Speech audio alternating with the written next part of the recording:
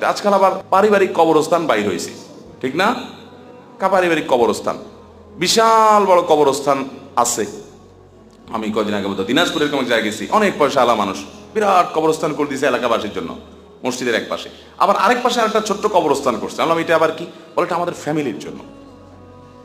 বললাম মোরে কবরে চলে যাবেন ভাই, এখানেও আবার আমাদের ফ্যামিলির কবর, আমরা এখানে শোবো, এটা নেতাদের কবর। এই পাগলামির কোনো শেষ আছে?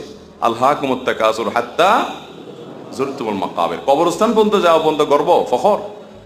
এই জন্য গণ কবরস্থানে শোয়াটাই হলো সুন্নাহ।